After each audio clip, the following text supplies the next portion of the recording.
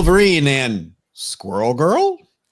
We head back 40 years to the last issue of Marvel Team Up. And our underrated books of the week feature both spice and a duck. Spicy duck. Yum. Bronze Modern God starts now.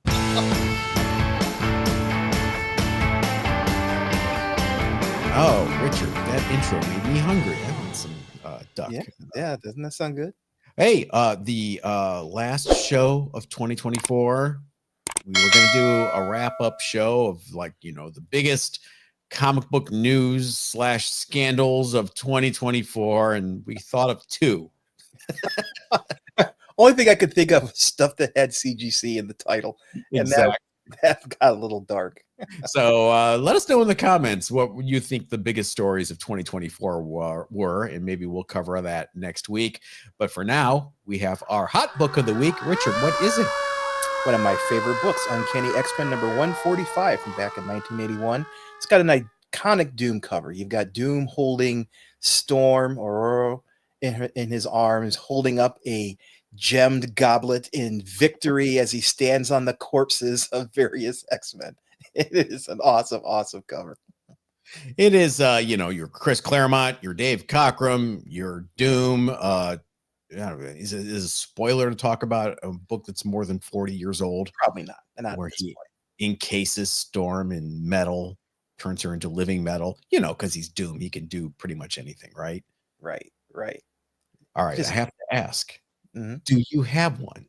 I have several. I do not have a graded one, but I have at least 4. Well, this book is seeing an uptick in sales this week, just based solely on the cover. This cover has always been a big seller for me when I had live sales and things like that, so I'm not surprised. Raws are currently selling on eBay for up to $20. And not much to say about this book. I mean, it's all about the cover, really. It really is. And I'm Frog Boy, a friend of the show who does beautiful paintings of comic book covers, has done this cover for a customer of his, and it came out absolutely gorgeous. If I didn't get my Marvel Superheroes number 20, I would have definitely loved to have gotten this cover as a painting. Unfortunately, he only does one of a particular cover, so that ship has sailed, but it was gorgeous. And I think I would love to find the original art for this. Oh my gosh. Could you imagine? I don't know what it would go for at the market. I don't either. I would love just to see it sell. Well, if you want to see some original art and plenty of chances to buy this book, you can join Richard and I at the Cal Comic Con. Yes, we're going to be there February 1st and 2nd, one short month away at the Anaheim Hilton in Anaheim, California. Special guest Jim Starlin, Don Simpson, Howie Chaykin. You can go use your black cock joke on him. Mark Teixeira, plus tons of excellent dealers and collectors at this 100% comics focused show. You hear us talk about it all year. Now is the time. Go to calcomiccon.com for more info and tickets, or look at this cool QR code. Oh, we're in the future. Century, yeah. You know, click on that with your phone camera. Press your finger on the link that shows up. That's how it works, right? Right. Are you excited? You're coming. I'm coming. Yeah, I'm looking forward to it. This is the one show that is just concentrated fun. We show up, we do our thing, we find good books, and you get to talk to people that you may not have seen it since last year. And you know, you go home with your goodies. It's a great show. And it's the origin of the infamous stroller collection. Yes. Long-time fans of the show know what we're talking about. It's where I bought my Fantastic Four number 5. You know, one of my favorite PC books. Also, where you got your Young Allies number 6 Art Adams variant cover from the stroller collection. Yes, if I remember correctly. So, yeah, grab your tickets, come see us, and we will transition to the show and tell screen. All right. I don't really have a theme, but just some cool books. I don't think I've ever shown this. I've talked about it several times, my Marvel Boy run, but I'm not sure I've ever shown my Marvel Boy number 2. Oh. No, I don't believe so. Yeah.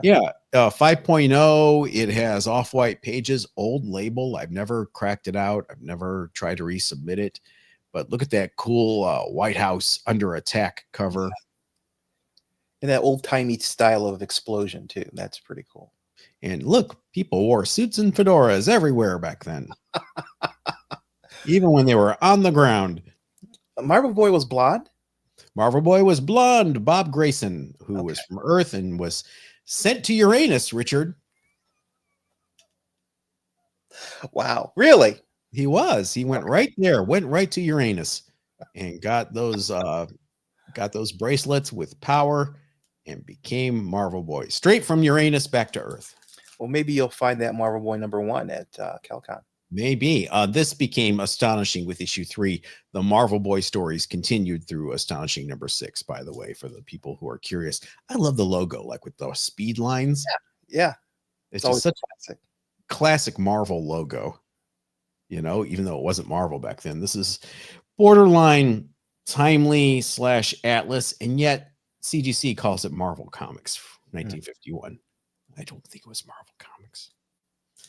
What is your first show and tell book? My first book is Truth #1. This book comes out every now and then. This is the first appearance of Isaiah Bradley, who was the original recipient of the super serum that Captain America got. And this book it's a 6-issue limited series, and it talks about Isaiah and the other African Americans who were given the serum, super soldier serum that did not survive. He was the only one to survive the experience. And it talks about him and his exploits and his experiences in the Second World War as an African American.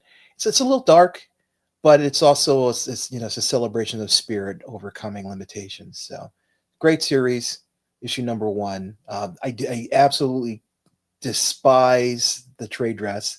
That is the generic logo. That is so boring. It is so going into Adobe Illustrator and picking a font and adding. They added a bevel. Leave them alone. It's just this terrible. Anyway, we'll see Isaiah in the next Captain America movie. I'm sure. Got to be honest. Hated that when it came out.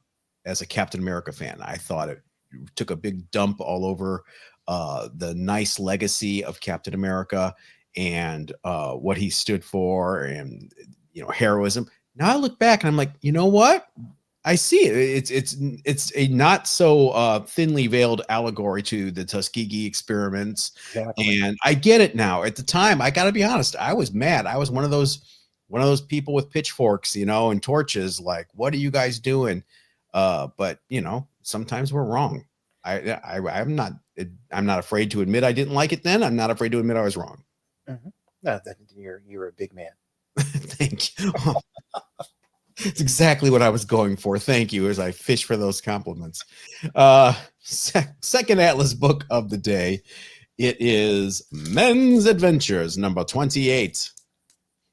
This was part of the revival when they revived Cap and Human Torch and Namor, tried to make him work again in a Cold War world. Look, flaming handcuffs. That does not sound like a good idea. Oh, the look on his face tells us this is not a good idea. I mean, hey, there's nothing wrong with it. I've got them set so they're not touching you, but if you move, you're gonna completely burn your hands off. Look how much color, how much ink is on that cover. And the grease pencil. Another book I got, I think I won it at an auction pretty affordably. And the idea was I was going to crack it out and remove the grease pencil and press it and resubmit it. And I thought, why? Life is short, John. Just enjoy it. So there you go.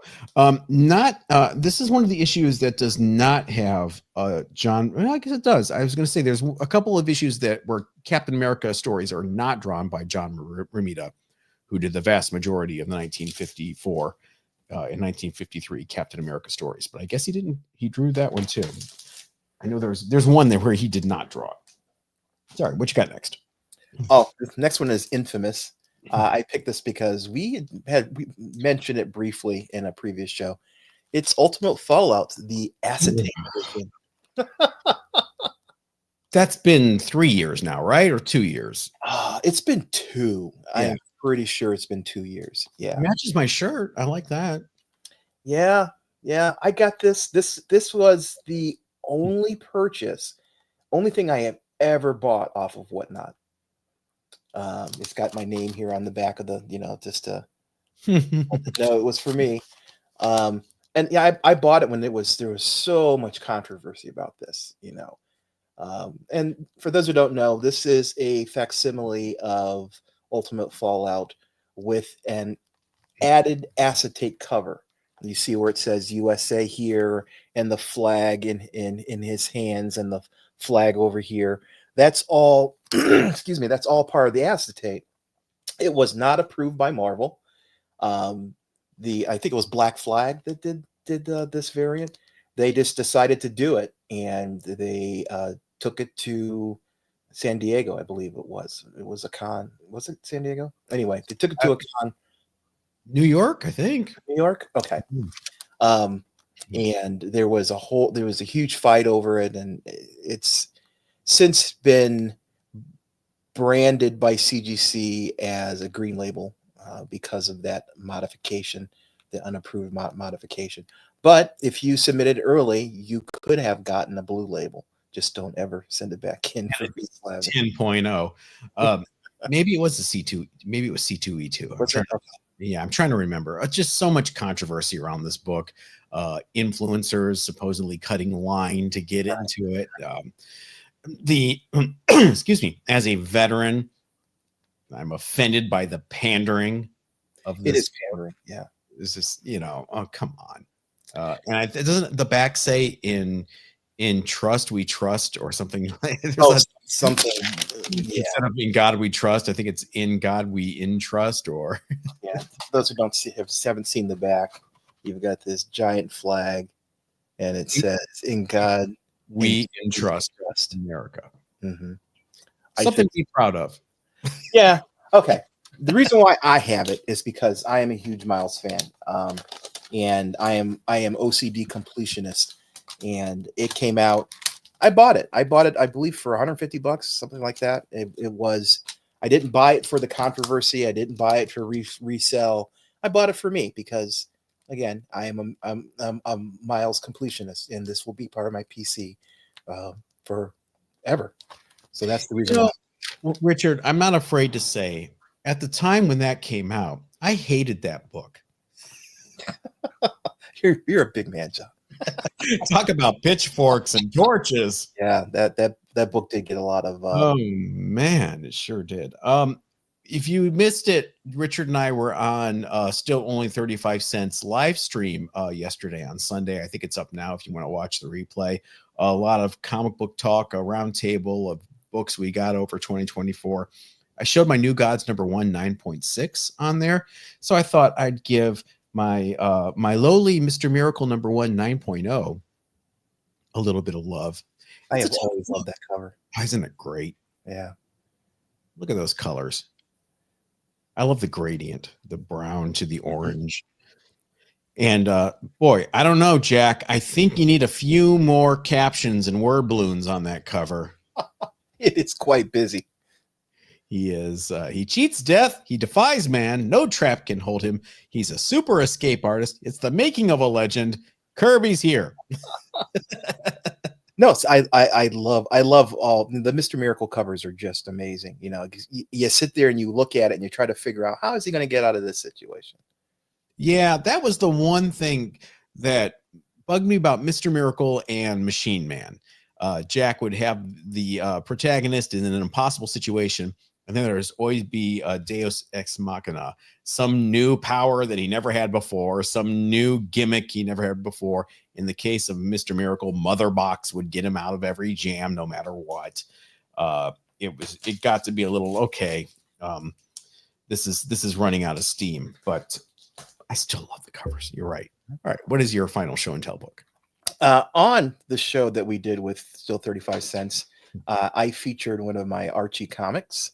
I don't know where to put it. My Archie 50 with the headlight covers, and was asked, do I have any other Archie covers, Archie innuendo books? And I said, I'm still getting them.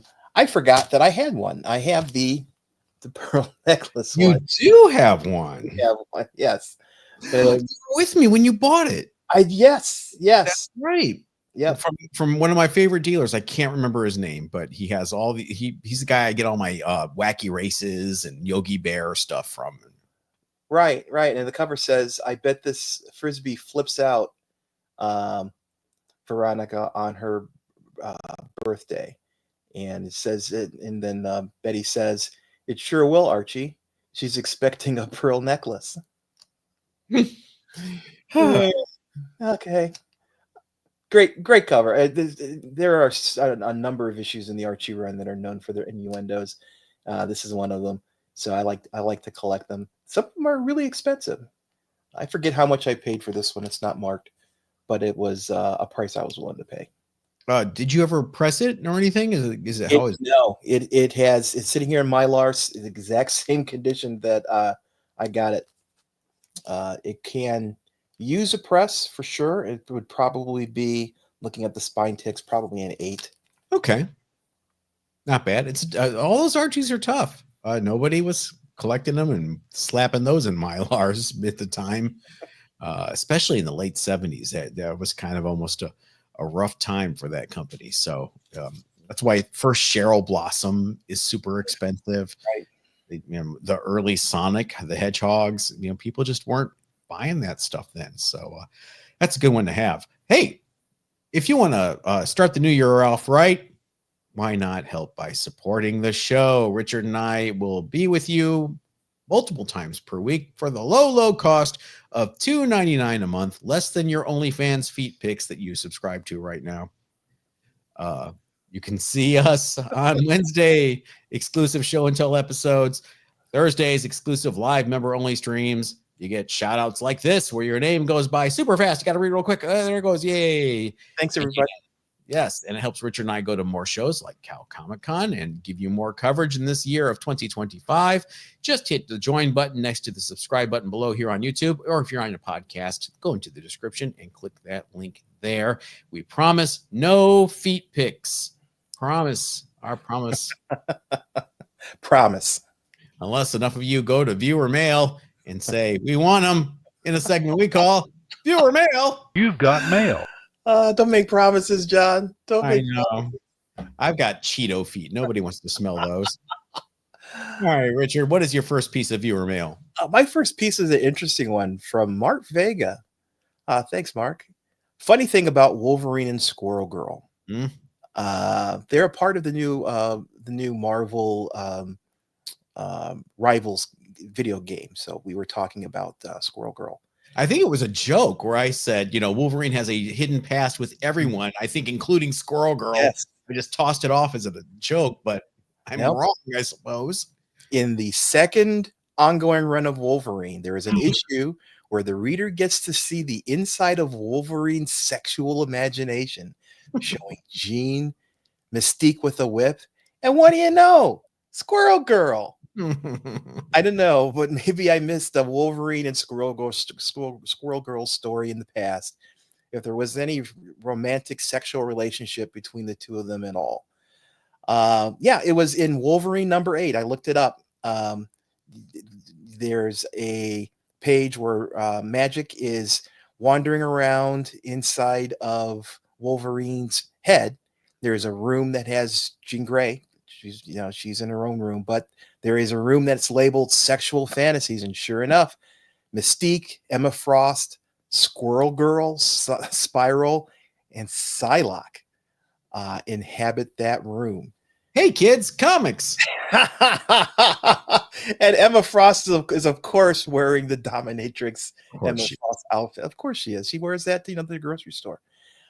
There was another, and I was doing more research on it, and I could not find an issue reference. I did find a copy of the page where Wolverine and Squirrel Girl run into each other, and there was tension between the two of them. Obviously, they had some kind of relationship. There really is no confirmation that they had any kind of sexual relationship. That particular interaction was played off by there being some issue with a taxi that Wolverine took from Squirrel Girl, and there was bad blood because of that. Who knows? But this Wolverine number 8 is a confirmation that at least Wolverine was thinking about Squirrel Girl. I can't believe we're having this conversation. Thanks, Mark, for the comment. I love doing research like this. I want to know. Okay, first of all, I'm relieved Jubilee's not in there. Yeah. Sigh of relief for that one. Look in the background of that panel with all the women. Do you see the wooden X cross in the background there? Yes, I do. So you're telling me this is part of Wolverine's sexual fantasy. So that cover, that classic Mark Silvestri cover with Wolverine on the wooden cross, where the Reavers crucified him, he was actually sort of getting off on that? Is that what's happening here? Maybe he was thinking, oh, finally, we're getting on. You know, I'm so glad Disney bought Marvel. Oh. Really clean things up there. My first piece of viewer mail comes from another Mark, friend of ours, Mark Leneker. One of my underrated books last week for Christmas was Rudolph the Red-Nosed Reindeer, #1 from DC in 1950. And Mark writes, the Rudolph series is definitely underrated, even around Christmas time.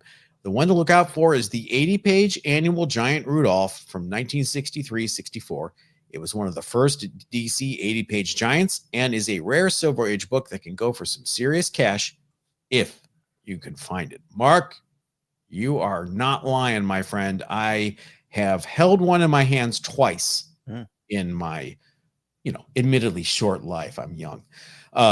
But it is a tough book. I love it too. It's got that green cover. It's beautiful, but it's also one of those books on my want list. I just can't bring myself to pull the trigger for the prices that are being asked for it.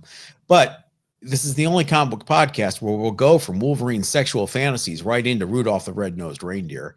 Yeah, perfect segue, in my opinion. And you're growing into your next viewer mail. My next piece of viewer mail is from our buddy Julius Maloney. And Julius says, I was doing chores as I started the video, and only a few minutes in looked up to see Richard in full Santa Claus regalia. The joy it brought to my heart. Thank you, too, for sweating it out in your Christmas jumper for the holiday special. Thanks for another fun year of Bronze and Modern Gods. Happy holidays to you both. Hope you get a few moments of rest and recovery with those you love. Thank you so much, Julius. Yeah, that costume belonged to my wife's grandfather. He used to be, he was a back in the days when they had department store Santa Clauses. He did that for 25 years.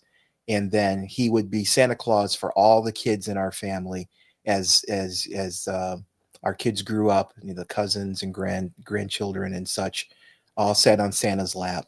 So it was kind of an honor for me to, he's passed now, and kind of an honor for me to be able to wear that costume. And so it had meaning to me as well. So I'm glad that it brought some happiness to other people. Oh, fantastic. We've been talking the last few weeks about Captain America, good and the bad. And people have been writing in their favorite Captain America stories, the things that frustrate them. We had a viewer mail, I cannot remember the gentleman's name, where he said he had a page from Captain America #1 with the red skull, and we kind of freaked out. Well, Deborah Davis writes in, hi, Deborah. I think that Cap 1 page is just that, a page, not original art, a page from the comic. I thought at first he meant original art, so did I. But I bet he meant a CGC graded page. Did you think he meant original art, or am I that stupid know-it-all who knows nothing? No, Deborah, I actually think you are not a stupid know-it-all. I didn't even think of it being a graded page, which would make a lot more sense. It still would be staggeringly rare, but not as rare as a piece of original art from Captain America #1. Could you imagine? That's one of a kind. Even a page from the comic there are multiples of it out there. That original art is priceless. Yeah. Also, did you see I think it was about 2 years ago, there was a raging debate on the CGC forums before they shut them down, pretty much.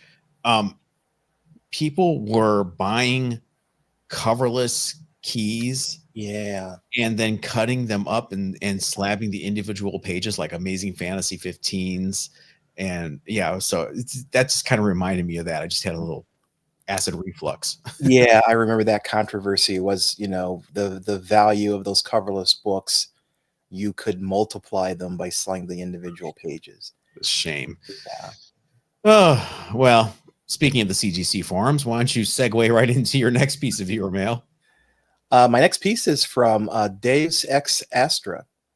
CGC deleting the Bananagate thread proves once and for all that CGC doesn't care about its customers and only just wants to hide any negative information about all the books they've been damaging and how terribly they've been treating the customers.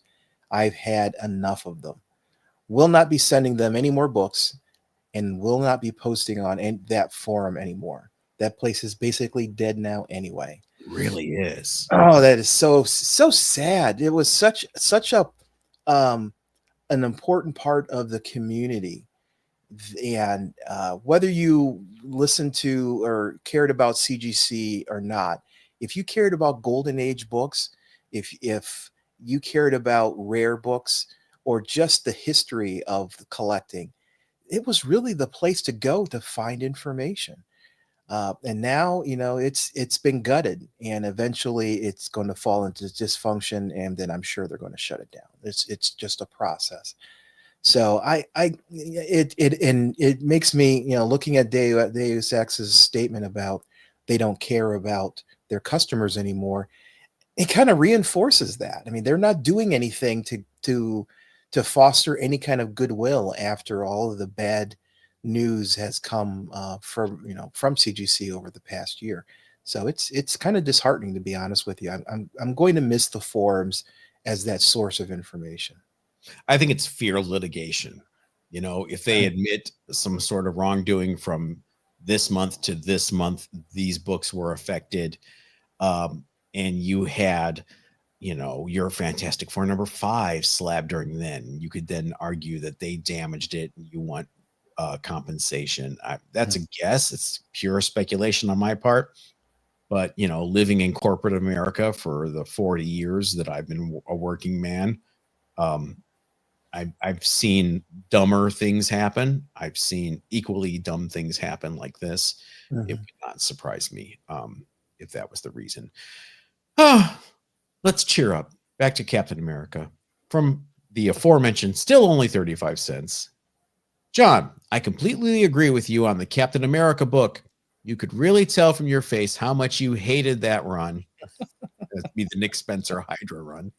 I equally abandoned the title when they did this. No excuse to deface Cap's character, especially when you consider his creators. This was one step beyond shock value. It was insulting. Exactly. Your passion really illustrates how much this hobby and these characters' legacies mean to us. On font design, Richard, you'd mentioned crowdsourcing logos. David loves your crowdsourcing idea, which reminds me of the classic Marvel tryout era. Perhaps Marvel and DC should reinvigorate this type of reader fan initiatives. What do you think? David and Richard, I like the idea behind it. It pisses me off that fans would have to be responsible for a corporation like Disney taking an effort to create a visually appealing logo on their behalf for free. It's like asking a professional musician, hey, come play my bat mitzvah for exposure. No. Here's a song. There's no lyrics. You have to make your own. Yeah. Do me a favor. Write a melody to this instrumental I have, Bob Dylan, posting it on as a pledge drive or whatever. And these companies have enough money. They're both owned by mega corporations that have enough money that if they wanted to, they could invest in having a Todd Klein or a John Workman or someone to hand draw a really good logo for them for a launch of a title. They just don't want to spend the money. Maybe we should do a Kickstarter of stickers that we can do our own particular trade dress and sell the stickers, and you can pop it right on top of your comic. You'll never have a logo like this again. No. Spoiler, by the way, that was supposed to be for later. No, You'll never see a logo like this again. Yeah, or classic stuff like this. You know, that's we are in a world where things like this are acceptable. That's it. I would rather see an AI generated logo before that. That's just, it's lazy. It's lazy and it's numbers on a spreadsheet. The ROI does not support it. You know, we have to pay this letterer $400 for this logo. No, this book's a razor thin margin anyway. We can't afford it. I get it. It's a business, but I don't think you tell me you obviously disagree. So here, I want to hear your counter. Fans aren't responsible for making your books look good, Marvel. Yeah, I agree. Yeah, it really shouldn't be. And if $400 is enough, if your margin is that narrow that you're not going to make any money if you don't spend that $400, should you be publishing that book in the first place? It would not surprise me if they really were that narrow, Richard. Wow. I think they take a loss on, you guys may not like the harsh realities. Sometimes these companies take a loss on stuff for write-off purposes, for research and development. You can argue the entire Marvel publishing line is just R&D for the films at this point. Mm-hmm. You know, it's a write-off. When the Squirrel Girl miniseries happens, you know, and it goes on Disney Plus, that miniseries is written off. It only sold 7,000 copies of issue 4. Who cares? We sold it, you know, the streaming service, whatever. It's sad. I'm glad we grew up when we grew up, Richard, which is the beginning of my segue to our next segment. But before I go into our next segment, it's the last episode of the year. It's technically December 30. Right. But I'm going to jump ahead and do 1985. We're going to move to 1985 for the old fart rule.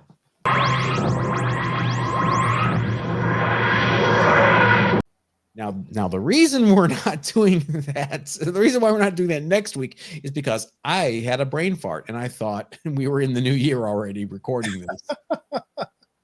Well, you know how comics are. They have a date, yeah, you know, the printed date, and then they have the actual date on the shelves. So we're just a little early for the old fart rule. In 1985, 40 years ago, we look back at the books that shaped our collecting lives.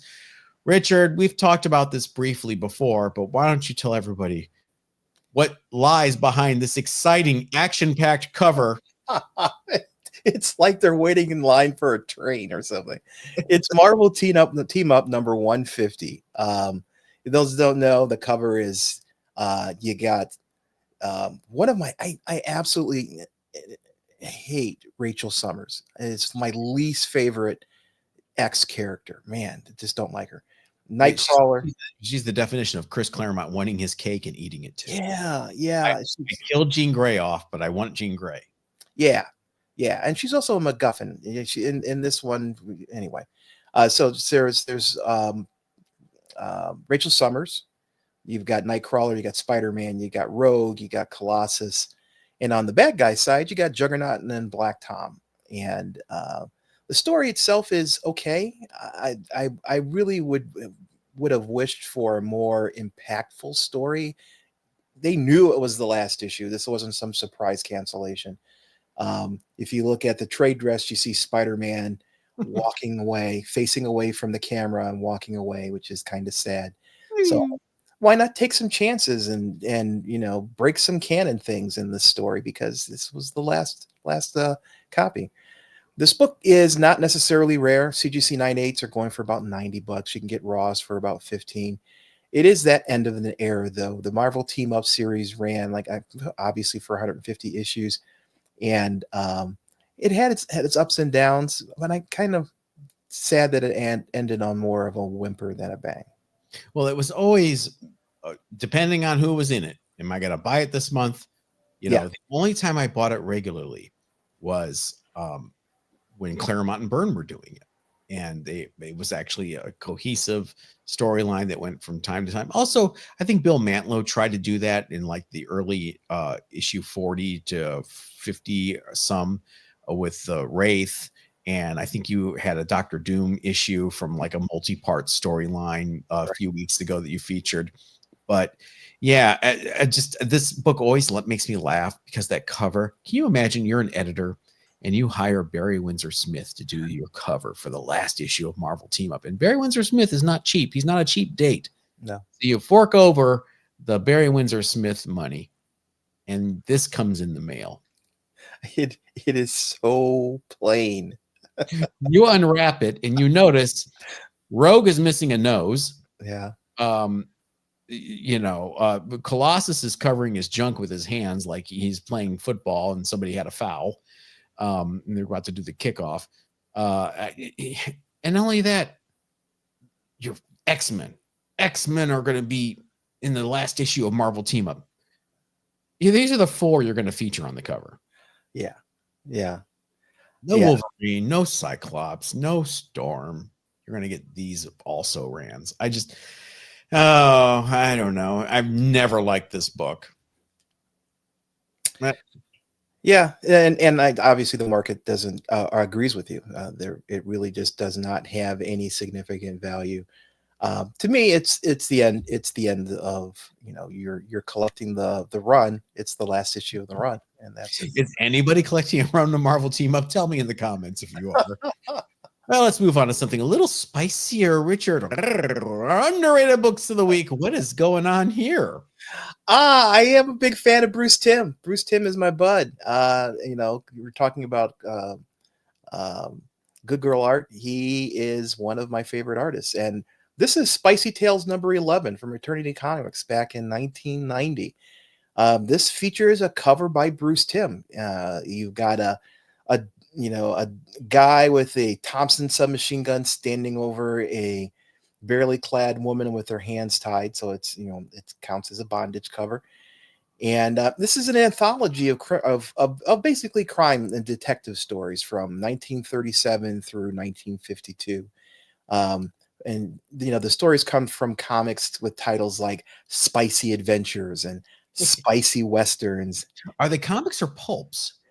That's a very good question. I don't know if from 1952 if that distinction is valid. Okay. Good. I know one thing from the cover. It's a naughty anthology. Yes. It says it right there by the logo. And the stories inside are in black and white, and they are definitely the art style of the period. From the majority of them are from 1937, and they're a little spicy. There are women who are changing their clothes and their underwear, and why they're doing it as part of the story to make it spicy, of course. But the stories themselves are pretty hard-boiled detective style stories, film noir kind of stories. It's a decent read. I won't say it's a great read. To me, the real draw for this is this gorgeous Bruce Timm cover, and apparently it does not have a very high print run. I looked on the census. Oh. There are only 33 copies on the census, of which 3 are 9.8s. And the last sale, which was this year, for a CGC 9.8, it sold for $629. Wow. Raws go for around 125 for very good. I mean, it's this book is hard to come by. There are not very many books up on eBay, and if you come across it in a maybe $1 bin, maybe $5 bin, I doubt people who aren't aware of the significance of Bruce Timm, to my knowledge, did this cover, and there is a collection, Spicy Tales collection, that he did the cover for. And it may be some of the harder Bruce Timm covers to come across. So I think that's what's really driving the value of this book. Yeah, this is a part of indie comics when Eternity was basically flooding the market and publishing all these reprint titles, kind of like Marvel did in the 70s. And these bopped around quarter bins for years and years. So I can't imagine a large print run, or B, a lot of them survived in really nice shape. So definitely an underrated pick. My underrated book this week is none other than Howard the Duck 33. I showed it earlier. You know, it's a Brian Bolland cover. Oh, really? Yep, your man from Judge Dredd, Drew Howard. It's Brian Bolland. And this is a one-shot that was released to take advantage of the Howard the Duck movie that had come out in 1986. The title had been canceled and the movie was coming, so Marvel wanted to remind people of who Howard was, why he was important. So what did? They got Steve Gerber to come back and no. Of course not. Nope. They got Val Mayerick, who drew the first Howard the Duck story in Fear 19, to come back and co-plot it along with his friend Chris Stager, or Stager. I don't know how you pronounce his name. It's his one and only comic book credit, period. What is crazy is who was originally approached and was supposed to write this, Harvey Pekar. Oh, wow. Really? American Splendor in Cleveland, Ohio, which would have been a marriage made in heaven. Howard and Harvey.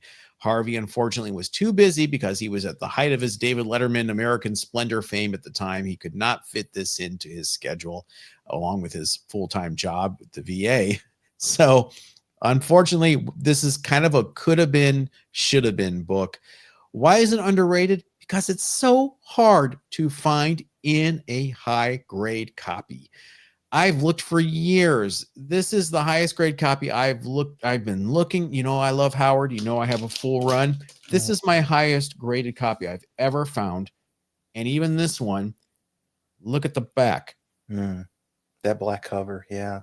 It is crazy tough in high grade because of the color rub and the spine ticks on this thing. It was direct sales only. So you can find it, you know, there's a CGC 9.8. It's not expensive. CGC 9.8 sold for $151 in February of 2023. There are only 13 of them on the CGC census.